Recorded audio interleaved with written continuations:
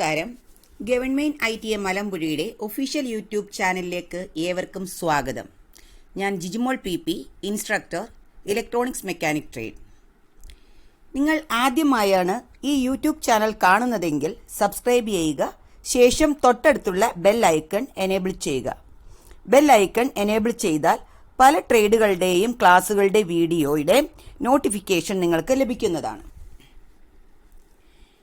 Electronics mechanic trade 2ാം വർഷ സിലബസിലെ SMBS എന്ന പാഠഭാഗത്തിന്റെ 2ാമത്തെ class ആണ് ഈ വീഡിയോയിലുള്ളത്. 1ാമത്തെ ക്ലാസ് കണ്ടിട്ടില്ലാത്തവർ അത് കണ്ടതിന് ശേഷം വേണം ഈ വീഡിയോ കാണുവാനായിട്ട്. ഇന്ന് നമ്മളിവിടെ ഡിസ്കസ് ചെയ്യുന്ന പാഠഭാഗങ്ങൾ SMBS എങ്ങനെയാണ് വർക്ക് ചെയ്യുന്നത്, SMBSന് ലീനിയർ പവർ സപ്ലൈയുമായുള്ള താരതമ്യം, ഇവയൊക്കെയാണ്. ഇനി നമുക്ക് ക്ലാസ് തുടങ്ങാം. ആദ്യം ഒരു SMBS വർക്ക് ചെയ്യുന്നത് എങ്ങനെയെന്ന് നോക്കാം. ഒരു ഡയഗ്രാം ഉള്ളത് നോക്കുക.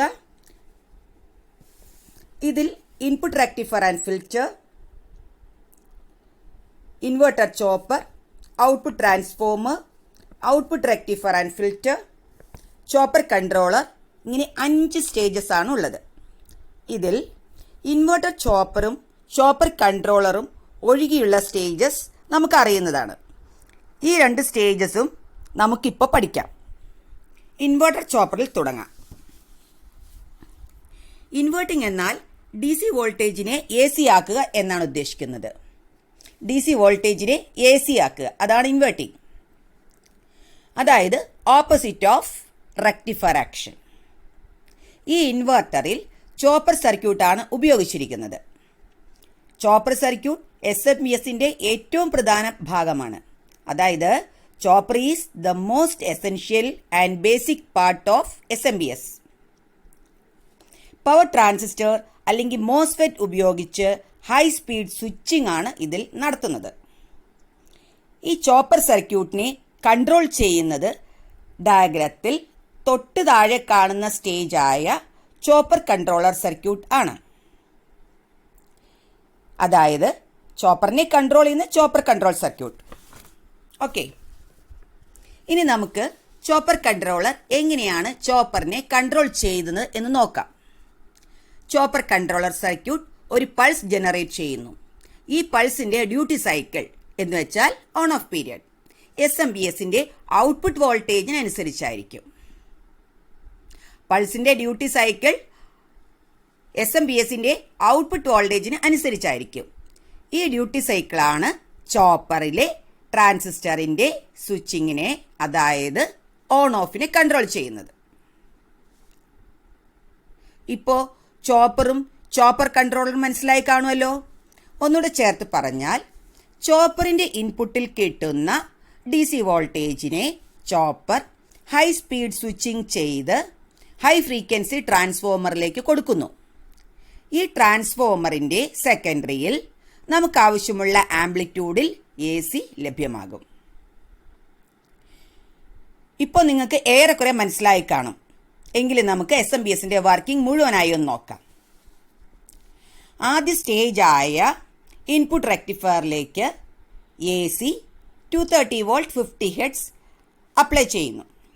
നെക്സ്റ്റ് ഫിൽറ്ററിന്റെ ഔട്ട്പുട്ടിൽ പ്യുവർ DC വോൾട്ടേജ് ലഭിക്കുന്നു. ഇത് അൺറെഗുലേറ്റഡ് DC വോൾട്ടേജ് ആണ്. ഈ DC വോൾട്ടേജ് ഇൻവെർട്ടർ ചോപ്പറിന്റെ ഇൻപുട്ടിലേക്ക് കൊടുക്കുന്നു. ചോപ്പർ ഈ DC വോൾട്ടേജിനെ ഹൈ സ്പീഡ് സ്വിച്ചിങ് ചെയ്ത് ഹൈ ഫ്രീക്വൻസി ട്രാൻസ്ഫോമറിലേക്ക് കൊടുക്കുന്നു. ട്രാൻസ്ഫോമർ സെക്കൻഡറിയിൽ നമുക്ക് റിക്വയേർഡ് വോൾട്ടേജിലുള്ള AC തരുന്നു, റിക്വയേർഡ് ആംപ്ലിറ്റ്യൂഡിലുള്ള AC തരുന്നു. അത് ഔട്ട്പുട്ട് റെക്ടിഫയർ ഫിൽറ്റർ കഴിഞ്ഞ് പ്യുവർ DC ഔട്ട്പുട്ടായി കിട്ടുന്നു. ഇനി ഔട്ട്പുട്ട് വോൾട്ടേജിൽ വേരിയേഷൻ വരാൻ തുടങ്ങിയാൽ അതനുസരിച്ച് ചോപ്പർ കൺട്രോളർ പൾസ് വിട്ട് വേരി ചെയ്യുന്നു, അതായത് ഡ്യൂട്ടി സൈക്കിൾ വേരി ചെയ്യുന്നു. ഇതാണ് PWM കൺട്രോൾ എന്ന് പറയുന്നത്. ആദ്യം പറഞ്ഞതുപോലെ ഈ പൾസസ് ഇൻവെർട്ടർ ചോപ്പറിനെ കൺട്രോൾ ചെയ്യുന്നു. എങ്ങനെ? സ്വിച്ചിങ് യൂസിങ് ട്രാൻസിസ്റ്റർ സ്വിച്ചിങ്ങിലൂടെ. അതനുസരിച്ച് SMPSന്റെ ഔട്ട്പുട്ട് വേരി ചെയ്യാതെ കോൺസ്റ്റന്റ് ആയി നിൽക്കുന്നു. ഇപ്പോൾ നിങ്ങൾക്ക് SMPS എങ്ങനെയാണ് ഇൻപുട്ടിൽ കിട്ടുന്ന അൺറെഗുലേറ്റഡ് വോൾട്ടേജിനെ റെഗുലേറ്റഡ് വോൾട്ടേജ് ആക്കി ഔട്ട്പുട്ട് തരുന്നെന്ന് മനസ്സിലായല്ലോ.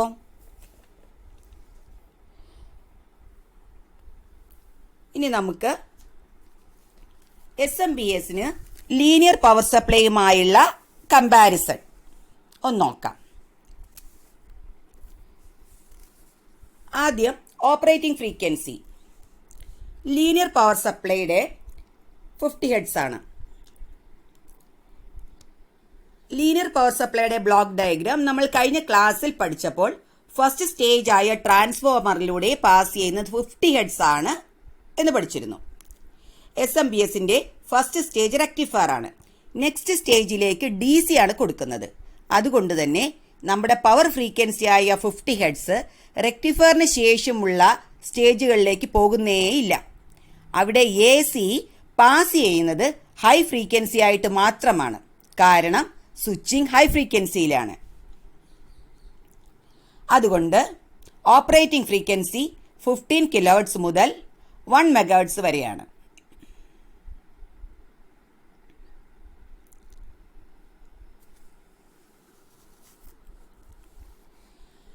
അടുത്തത് heat and power dissipation. Linear power സപ്ലൈയിൽ വോൾട്ടേജ് റെഗുലേഷൻ നടക്കുന്നത് എക്സസ് പവറിനെ ഹീറ്റാക്കി ഡെസിപ്പേറ്റ് ചെയ്തുകൊണ്ടാണ്. അതുകൊണ്ട് തന്നെ ഹീറ്റ് ആൻഡ് പവർ ഡെസിപ്പേഷൻ SMPSനെ അപേക്ഷിച്ച് കൂടുതലാണ്, മോർ. അതേസമയം SMPSൽ ഔട്ട്പുട്ടിനെ റെഗുലേറ്റ് ചെയ്യുന്നത് ഡ്യൂട്ടി സൈക്കിൾ കൺട്രോൾ ഉപയോഗിച്ചിട്ടാണ്. അതായത് ട്രാൻസിസ്റ്ററിനെ സ്വിച്ചിങ് ചെയ്യിച്ചിട്ടാണ്. സ്വിച്ചിങ് ആയതുകൊണ്ട് ട്രാൻസിസ്റ്റേഴ്സ് ഫുള്ളി ഓൺ അല്ലെങ്കിൽ ഫുള്ളി ഓഫ് കണ്ടീഷനിൽ ആയിരിക്കും. അതുകൊണ്ട് തന്നെ ഇൻപുട്ടിനും ലോഡിനുമിടയിൽ റെസിസ്റ്റീവ് ലോസ് വളരെ കുറവായിരിക്കും. അതുകൊണ്ട് ഹീറ്റ് ആൻഡ് പവർ ഡെസിപ്പേഷൻ വളരെ കുറവാണ്. SMPSൽ വെരി ലെസ്. അടുത്ത പോയിന്റ് എഫിഷ്യൻസി. എഫിഷ്യൻസി എന്നാൽ നമുക്കറിയാം ഔട്ട്പുട്ട് ബൈ ഇൻപുട്ട്. അതായത് ഇൻപുട്ടിൽ കൊടുക്കുന്ന പവർ എത്രമാത്രം ഔട്ട്പുട്ടിലേക്ക് ലഭിക്കുന്നുണ്ട് എന്നാണ്. ബാക്കി പവർ നഷ്ടപ്പെട്ടു പോകുന്നു, അതായത് ലോസ് ആകുന്നു.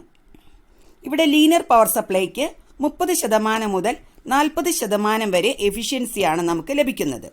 അതേസമയം SMPSൽ 65 മുതൽ 85% വരെ എഫിഷ്യൻസി നമുക്ക് ലഭിക്കുന്നുണ്ട്.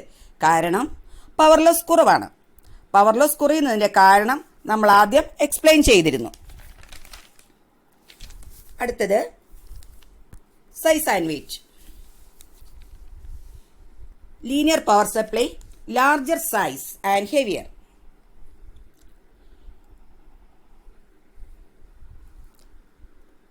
Heat sink for high power linear regulators at size and weight. Linear power സപ്ലൈക്ക് ഹീറ്റ് ആൻഡ് പവർ ഡെസിപ്പേഷൻ കൂടുതലാണ് എന്ന് നമ്മൾ ഓൾറെഡി ഡിസ്കസ് ചെയ്തിരുന്നു. ഹീറ്റ് പ്രൊഡ്യൂസ് ചെയ്യുന്നത് പെട്ടെന്ന് തന്നെ ഡെസിപ്പേറ്റ് ചെയ്ത് കൂളായില്ലെങ്കിൽ നമ്മുടെ ഇലക്ട്രോണിക് കോമ്പണൻസ് ആയ ട്രാൻസിസ്റ്റർ, IC എന്നിവയൊക്കെ നോൺ വർക്കിംഗ് ആവും. അപ്പോൾ ആ ഹീറ്റിനെ മുക്കിക്കളയാൻ വേണ്ടിയാണ്, അതായത് സിങ്ക് ചെയ്യിച്ച് കളയാൻ വേണ്ടിയാണ് നമ്മൾ ഹീറ്റ് സിങ്ക് ഉപയോഗിക്കുന്നത്. അപ്പോൾ കൂടുതൽ ഹീറ്റിനെ ഡെസിപ്പേറ്റ് ചെയ്യാൻ വലിപ്പം കൂടിയ ഹീറ്റ് സിങ്ക് ട്രാൻസിസ്റ്ററിനോടൊപ്പം ഹീറ്റ് സിങ്ക് കോമ്പൗണ്ട് പുരട്ടി ചേർത്ത് വെച്ച് പിടിപ്പിക്കുന്നു. ഇതുകൊണ്ടുള്ള ഒരു കുഴപ്പം, നമ്മുടെ ലീനിയർ പവർ സപ്ലൈക്ക് വെയിറ്റും സൈസും കൂടുന്നു. ഇതാണ് heat sink for high power linear regulators at size and weight എന്നതിൻ്റെ വിവരണം. അതുപോലെ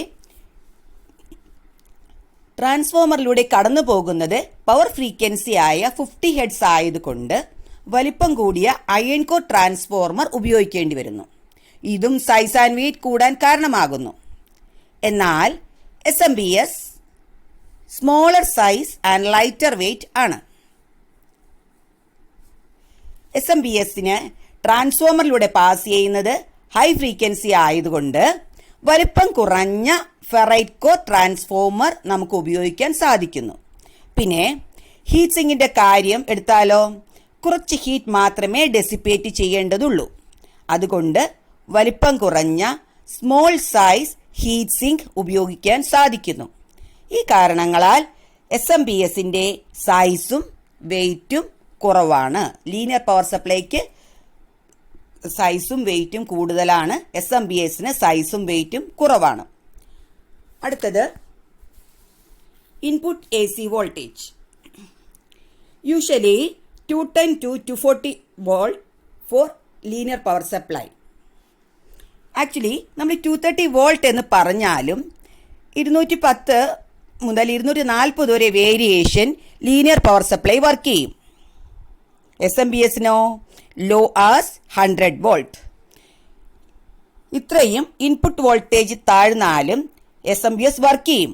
അതിൻ്റെ കാരണം SMPSലെ ഇൻപുട്ട് ഫിൽറ്റർ കപ്പാസിറ്ററിൽ കൂടുതൽ എനർജി സ്റ്റോർ ചെയ്യാൻ കഴിയും എന്നതാണ്. അടുത്തത് ഔട്ട്പുട്ട് വോൾട്ടേജ്.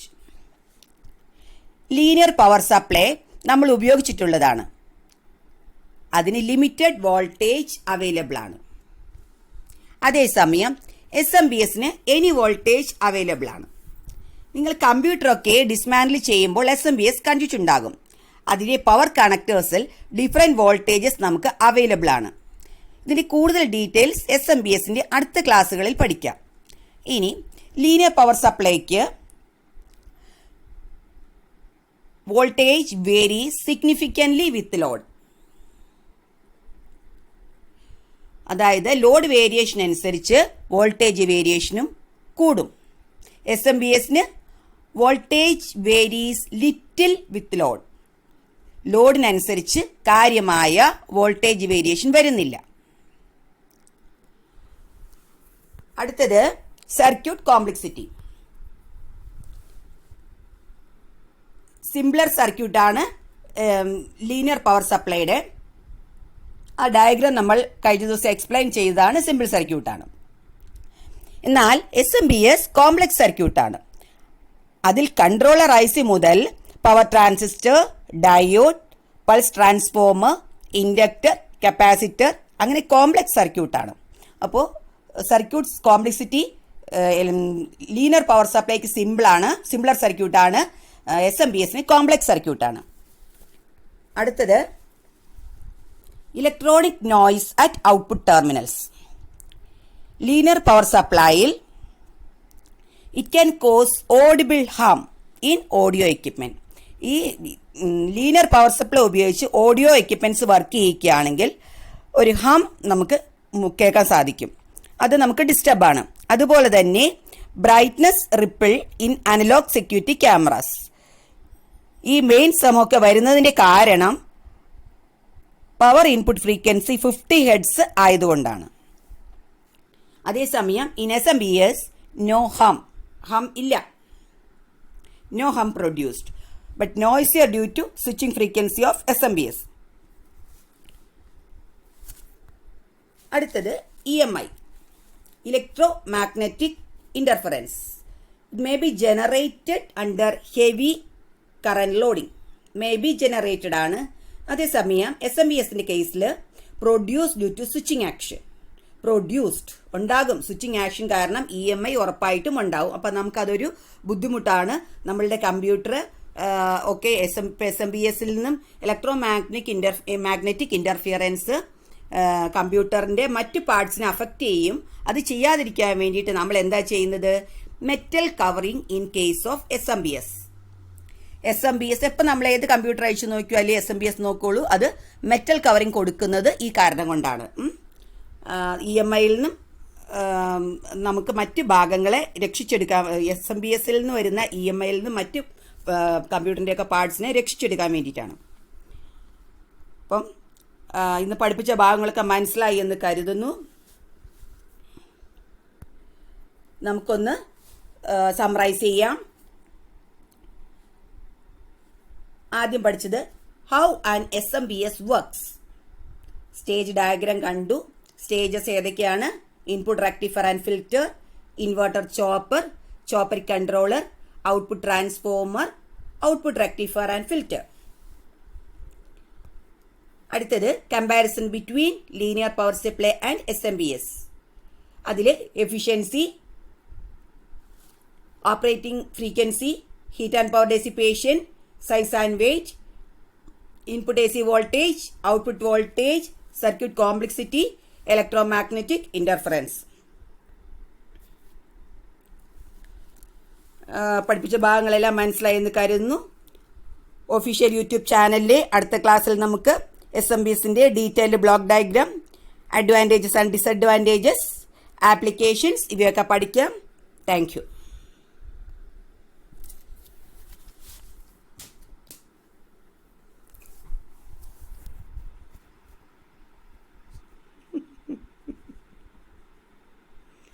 അയ്യോ എനിക്ക് വയ്യ.